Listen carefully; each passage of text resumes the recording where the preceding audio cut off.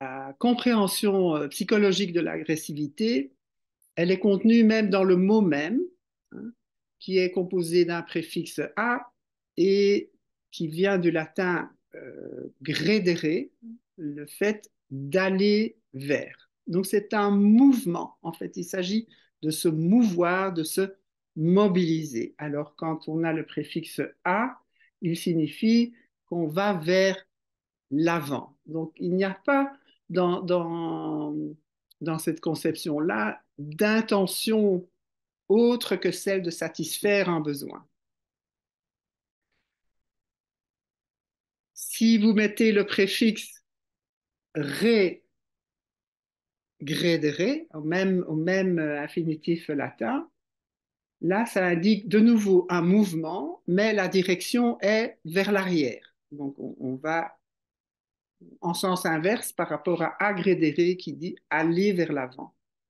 Et puis vous avez une troisième formule qui est grédérée avec le préfixe di. Digrédéré, ça ne se dit pas, mais digression euh, veut dire un mouvement, soit qui s'éloigne du but, soit qui prend une direction de traverse. Donc vous avez ici trois formules en fait sur la même racine latine du mouvement. Et donc, je le redis encore une fois, le terme agressivité veut dire aller un mouvement qui va vers l'avant et qui va vers l'avant pour ses besoins et pour euh, lutter, on va dire, contre les obstacles qui se mettent devant notre mouvement d'aller vers l'avant.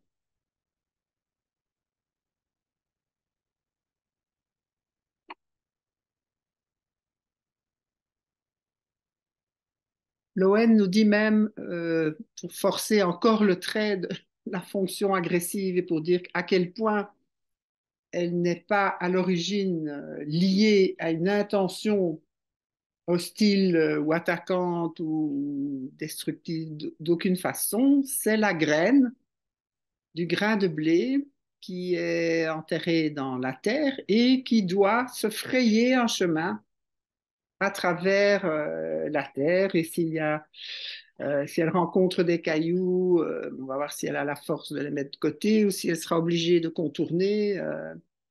Donc c'est une métaphore, je trouve, qui est assez parlante aussi pour dire à quel point l'agressivité est une fonction éminemment naturelle. Alors,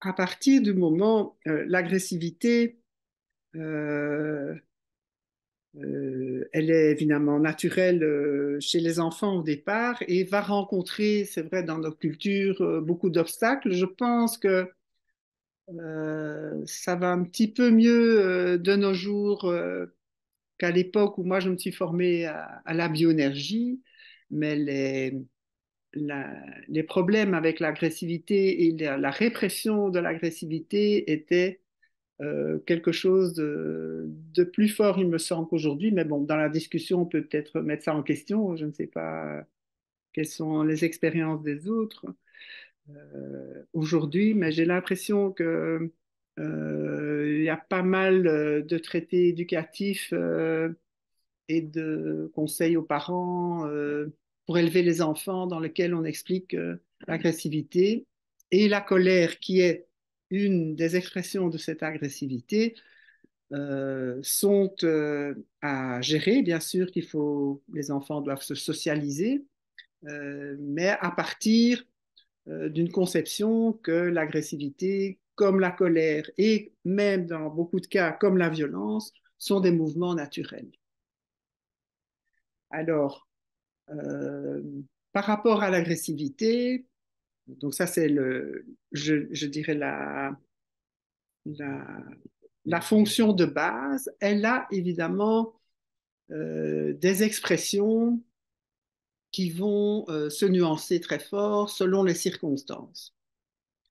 Alors, la colère est-elle une expression de l'agressivité quand justement le fait de satisfaire ses besoins rencontre des difficultés et des obstacles euh, plus importants, voire même des blocages venant de l'extérieur. La colère est lorsque l'organisme là se met vraiment en lutte contre les obstacles. Alors, on voit bien ça avec les enfants, évidemment. Les adultes ont en général appris plus ou moins à contenir ça, mais le fait de se battre, de commencer à en venir aux mains, de crier, mais la colère, elle reste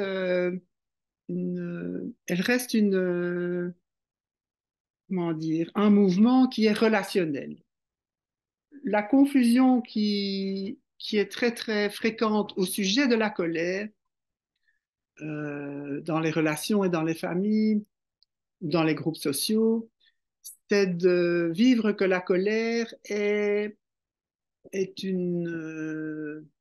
fait rupture au niveau de la relation. Que quand quelqu'un se fâche, c'est comme s'il va couper la relation. L'obstacle au besoin est particulièrement important lorsque il y a un non-respect de nos limites. Donc, quand certains besoins ne sont pas respectés, et le but de la colère est de modifier les choses, en fait, de poser les limites, de se faire entendre, d'être compris. Donc, elle est relationnelle. Elle cherche à rétablir ou restaurer un lien qui pourrait se perdre, effectivement.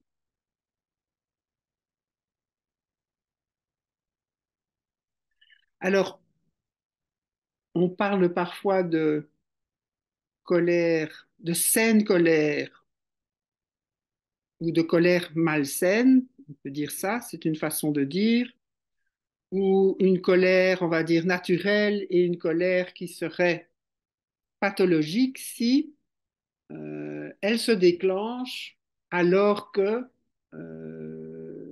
il n'y a pas vraiment un obstacle à la liberté ou que les limites ne sont pas nécessairement euh, transgressées ou effractées, mais ça va se passer quand en fait la colère qui s'adresse dans une circonstance n'a pas pu s'adresser et va se transposer sur quelqu'un d'autre.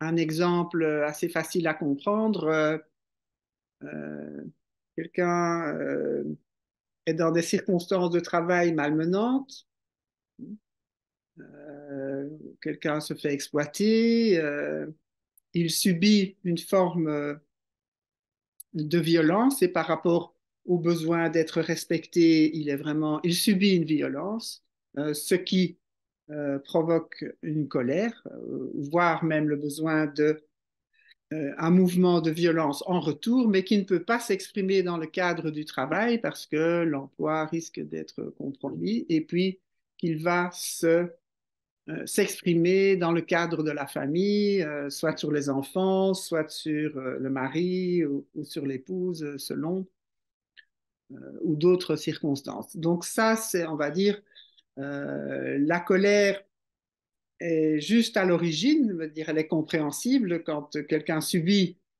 une violence ou un non-respect de liberté fondamentale, on va dire. C'est naturel d'être en colère, mais si la colère doit être bloquée et ne peut pas s'exprimer dans un endroit, elle ne peut pas être, on ne peut pas s'en défaire, on ne peut pas.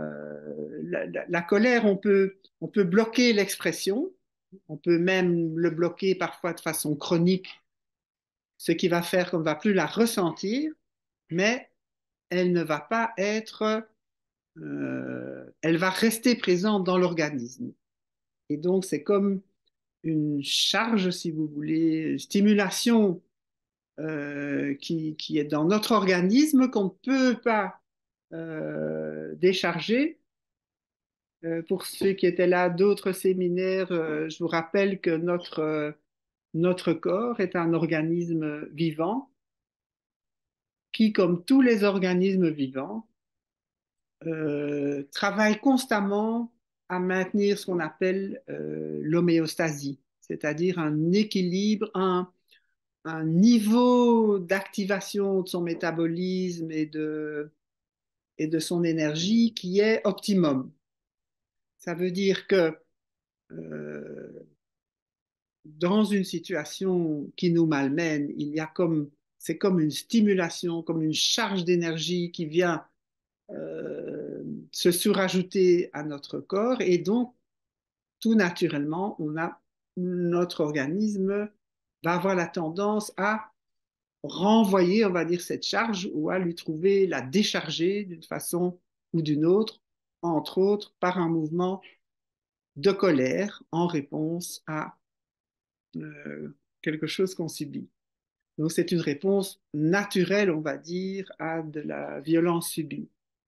Mais si on est obligé de la garder en soi, ben vous connaissez le principe de la cocotte minute, c'est-à-dire que si on accumule ces charges dans notre organisme sans pouvoir les décharger, d'abord ça va faire une accumulation de charges qui va grandir en intensité. Et on connaît bien ces personnes qui ont tendance à ne pas réagir ne jamais réagir, même pas décharger de façon sur quelqu'un d'autre que la personne qui est à l'origine de la colère et qui vont, à un moment donné, être tellement surchargées qu'elles vont exploser de façon aussi disproportionnée, on va dire, sans doute par rapport au dernier événement, mais de façon évidemment proportionnée par rapport à l'accumulation de charges de colère accumulées.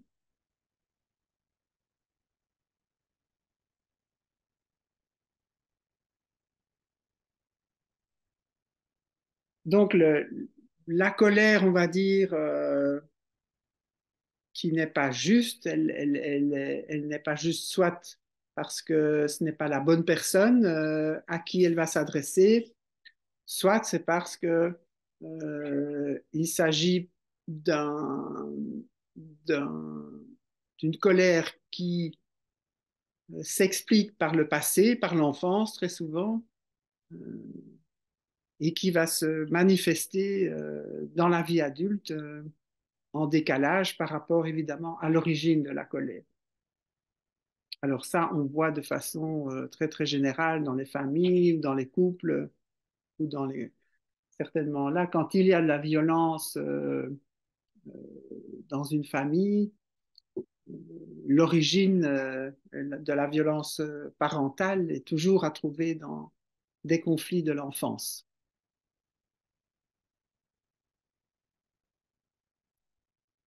Alors ici, je vous ai assez bien parlé de conflits. Euh,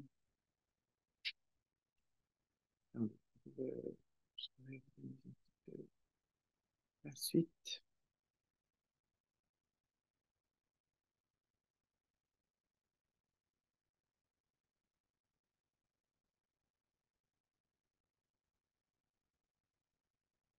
Je vais peut-être passer à le troisième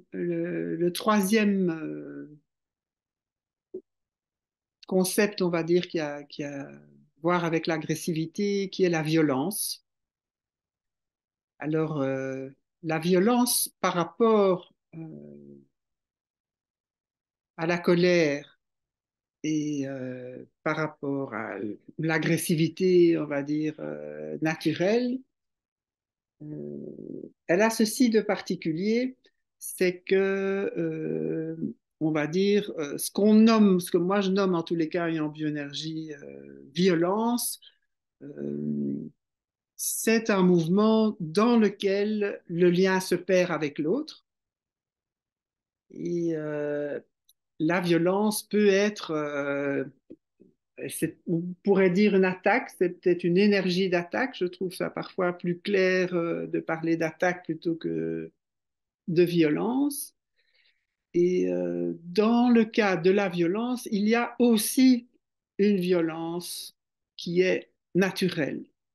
Alors, j'en ai déjà parlé au démarrage, et ici, c'est tout ce qu'on sait au sujet des traumatismes, de la théorie polyvagale, du fait que euh, en cas de danger, que ce soit un danger réel ou imaginaire, nous sommes programmés pour, euh, pour pouvoir nous en sortir, on va dire, de trois façons. C'est notre système nerveux autonome, hein, celui qui préside à notre survie. Donc, c'est ce système qui se met en route, qui régule plutôt notre physiologie, notre métabolisme, selon qu'on se sente tout à fait en sécurité, selon on soit face à une situation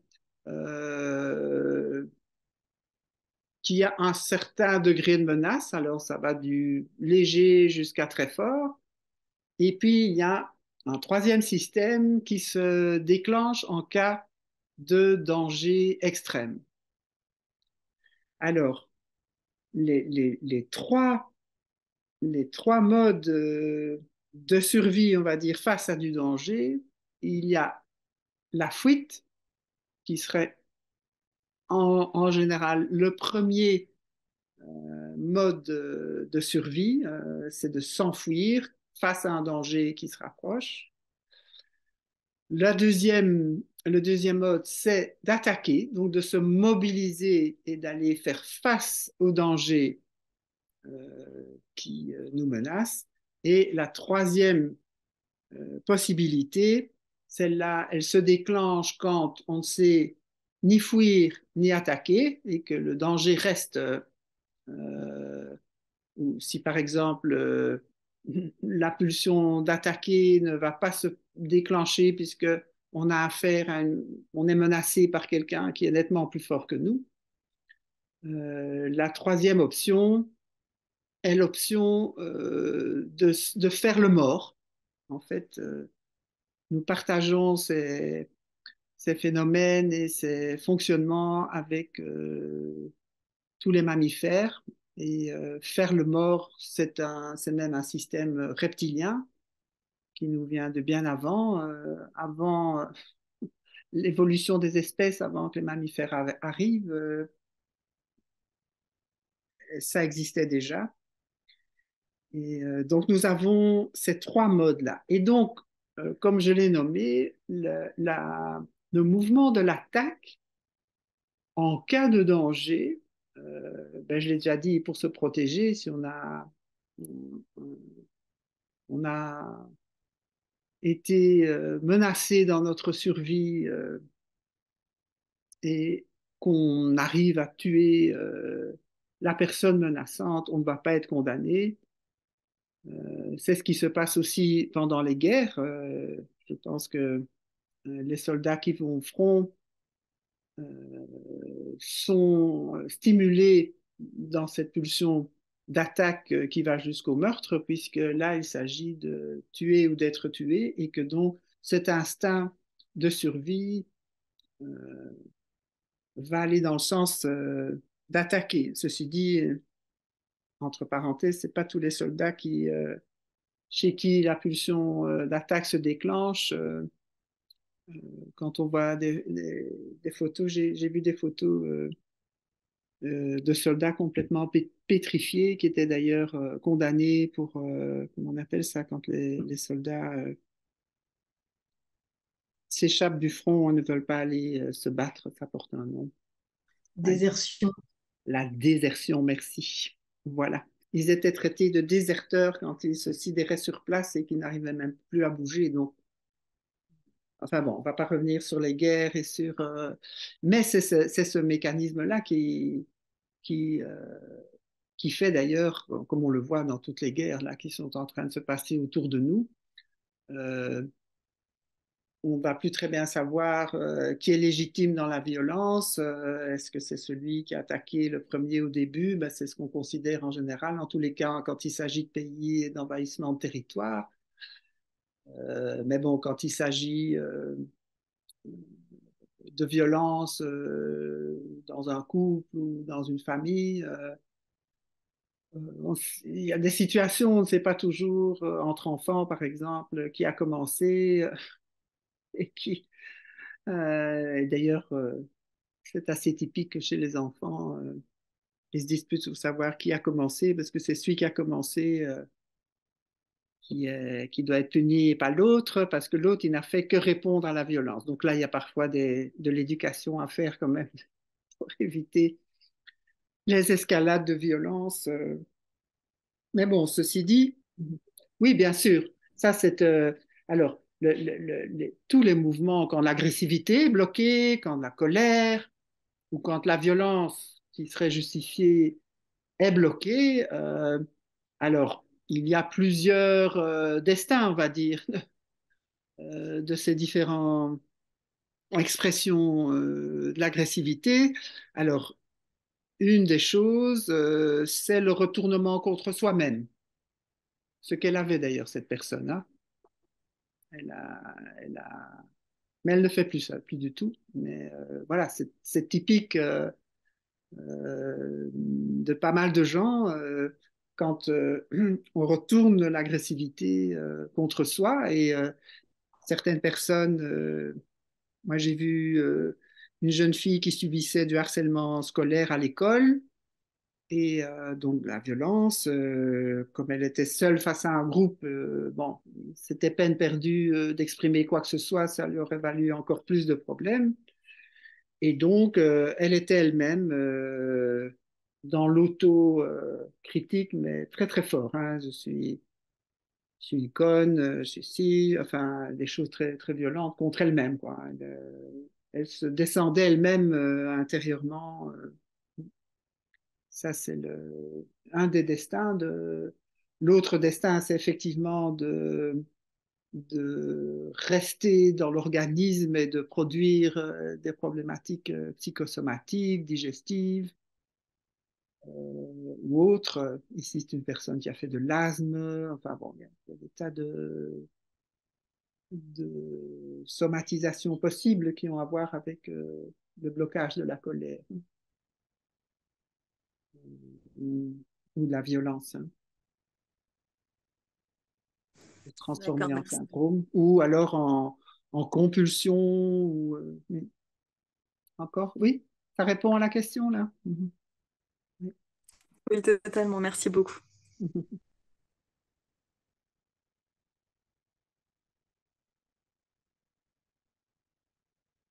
Jean-Constantin, qu'est-ce que tu penses? Est-ce que tu ajouterais Moi, je quelque pense que je chose? suis...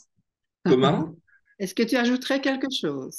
Oui, moi j'étais en Comme train, tu vois, depuis collègue, tout à oui. l'heure, Oui? de réfléchir où dans le corps se passe plutôt, hein, moi je suis donc kiné de formation et bioénergéticien, et au quotidien en kiné, puisque je suis encore kiné, je trouve la colère, je la trouve surtout dans la ceinture scapulaire, tu vois, Ah oui. les épaules, le dos, le haut du corps, tu vois, avec quelque chose qui, hein, pas Oui, oui. possibilité, quelque chose qui est, hein, la plupart des cervicalgies, de l'arthrose, des douleurs du rachis cervical, très Oui, souvent il y a une colère qui est là, quoi. oui, alors j'ai pas, c'est vrai que c'est de la deuxième partie, une petite partie que je voulais nommer un peu comment en bioénergie on voit effectivement Bien sûr. que ben, nous avons une source énergétique au centre du corps et il y a des mouvements énergétiques qui vont vers le haut du corps et d'autres, un deuxième qui va vers le bas. Donc il y a ces deux directions-là, haut et bas. Donc un qui monte vers le haut du corps, l'autre à travers les jambes qui va rejoindre le sol. Et puis nous avons un courant énergétique dorsal et qui est classiquement, et ça se voit cliniquement, effectivement, le lieu de la fonction agressive avec ses différents aspects, hein, et qui investit donc l'endroit du corps où les muscles sont les plus costauds, les plus forts et dominent dans la partie du corps, c'est bien dans le dos, hein, la zone scapulaire aussi, jusqu'à la base du crâne, on va dire, hein, avec une musculature très présente et très costaude. Et un courant énergétique sur l'avant du corps, qui est le lieu des sentiments tendres et Bien sûr. de la tendresse. Et au niveau du bassin et du bassin, du plancher pelvien, on va dire, on a toute la dimension de la sexualité et des organes sexuels dans lequel le courant d'agressivité et de tendresse se relient profondément, peuvent s'exprimer de façon harmonieuse et dans des cas où il n'y aurait pas de souci avec l'agressivité, la, la tendresse et l'agressivité peuvent se joindre aussi dans l'amour même. Alors, évidemment, ces deux courants peuvent se couper l'un de l'autre et donc on va avoir du coup des comportements qui sont soit violents, donc qui sont dans la pulsion agressive, mais sans cette dimension de tendresse qui s'y intrigue. Ou alors, à l'inverse, on va avoir le mouvement de tendresse qui bloque les mouvements agressifs, L'agressivité. et donc ces personnes qui, on va dire, ne peuvent pas avoir cette agressivité naturelle et sont dans une forme de tendresse, on va dire, mais qui est plus une inhibition de la fonction agressive. Donc ça, c'est une des choses importante à dire. Et puis alors, il y a effectivement l'agressivité telle qu'elle peut s'exprimer par le haut du corps, hein.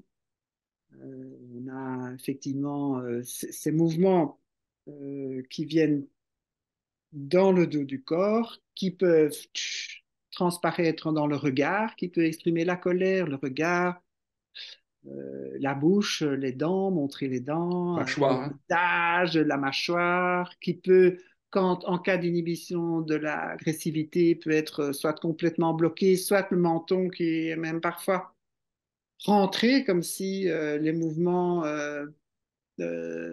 d'affirmation avec une mâchoire affirmée étaient dangereux et que donc il a fallu, on va dire,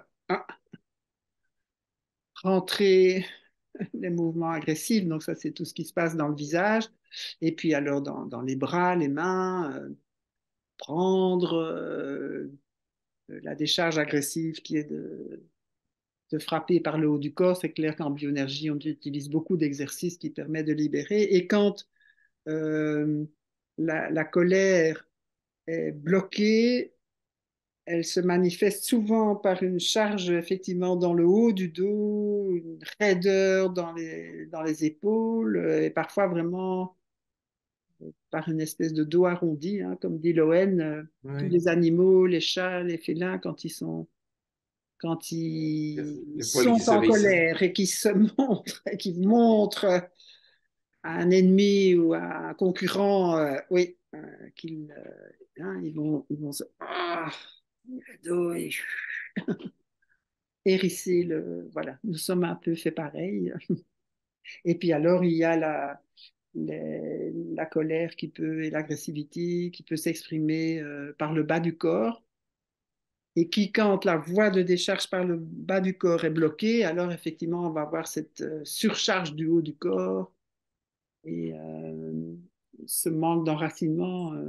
Et donc, les jambes peuvent être soit euh, raidis, comme paralysés presque, et ne pouvant pas exprimer les mouvements agressifs ou en étant dans la retenue constante, chronique, en train de se retenir.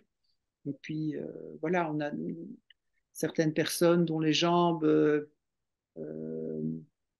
font comme une espèce de résistance énergétique, quoi, sont immobilisés à l'intérieur comme sidérés. Hein. Donc il y a un tas de cas de figure, on va dire, autour de l'agressivité et des blocages au niveau du corps et des tas d'exercices en bioénergie qu'on peut faire. On note aussi, par exemple, le fait que dans certaines éducations, quand l'éducation à la propreté a été, on va dire, sévère et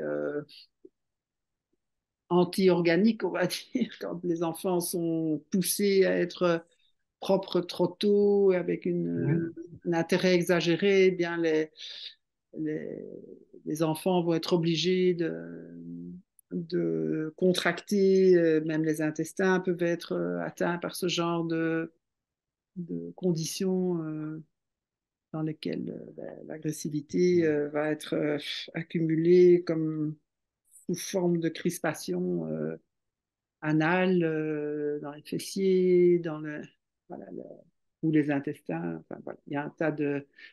on rentre plus dans les détails de la pratique de la bioénergie, euh, qui est vraiment une pratique... alors, de mon expérience, hein, parce que j'ai déjà vu des praticiens de toutes sortes, je trouve que le travail sur l'agressivité et la colère est vraiment une spécificité très, très importante que nous avons. Euh, Thierry Janssen, je ne sais pas si vous connaissez ça en Belgique, ce chirurgien qui est devenu thérapeute et qui, dans sa formation, reprend d'ailleurs beaucoup d'éléments de ce que la bioénergie offre. Pour lui, c'est vraiment la méthode de choix si on a des problèmes d'agressivité et de colère, parce qu'effectivement, nous sommes formés non seulement à repérer un peu techniquement et corporellement en faisant des lectures du corps, en voyant comment la colère est bloquée et où et par quels moyens on peut aider à qu'elle se débloque, mais aussi on peut supporter des charges terribles. Je parlais de cette patiente tantôt, mais quand des colères sortent, c'est des tremblements de terre parfois. Hein. Il faut aussi être disponible pour accompagner les gens là-dedans, jusqu'aux pulsions meurtrières. Hein. Donc, ce qui n'est pas le cas de beaucoup de formes de psychothérapie. Mais si vous en trouvez une autre, vous me dites comme ça. Je sais qu'il y en a d'autres que la nôtre, mais quand même, je trouve que c'est un des atouts de notre approche et que j'espère que ça ne va pas se perdre et que ça va se poursuivre, toute cette connaissance-là, qui est bien utile. Parce que franchement, les questions... Je n'ai pas parlé d'un des aspects de la colère qui peut être une colère défensive par rapport à la douleur. C'est peut-être un cas un peu particulier, mais je trouve que c'est quand même assez fréquent. Des personnes qui, en fait, vont se fâcher alors qu'elles ont mal. Donc, et à l'inverse, hein, il y a des personnes qui vont pleurer alors qu'elles sont en colère. On a deux formes on va dire, comment dire ça, d'émotions qui s'expriment à la place d'une autre, et dans un sens quasi inverse, on va dire, ben, la personne qui, moi je souffrais de ça, hein, je pleurais plutôt que me fâcher, et puis la colère venait 3, 4 jours après, au début. Hein.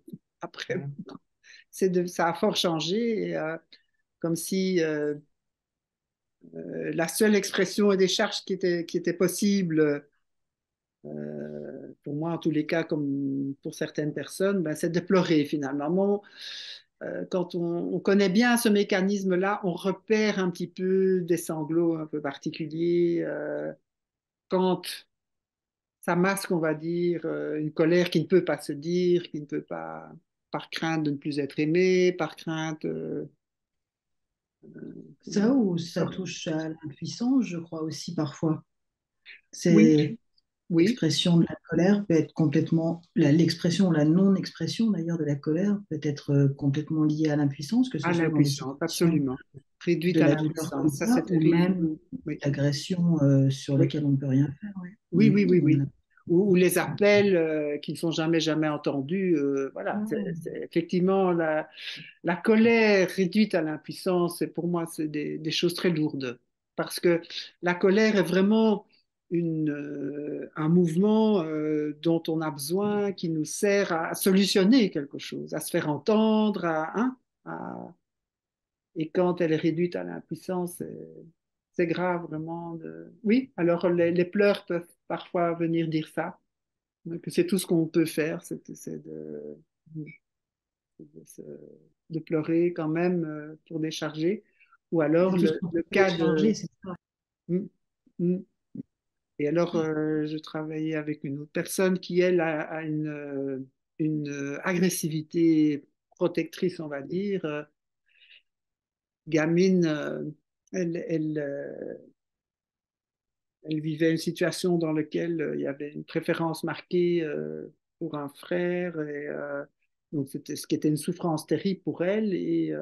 Mais comme elle était dans une famille où cette souffrance-là, comme d'autres d'ailleurs, ne pouvait pas exister, si tu veux, ça sortait sous forme d'agressivité. Donc, on l'a trouvée insupportablement agressive, etc. Ce qui en rajoutait une couche, évidemment, puisque c'était les moyens d'exprimer quand même de la souffrance, et alors à ce moment-là, d'être traité comme un enfant difficile, enfin voilà, c'est souvent le début de cercles vicieux, et donc cette femme-là, elle est en train vraiment de s'ouvrir à laisser sentir la douleur et la vulnérabilité qu'elle est en train de pouvoir se laisser sentir.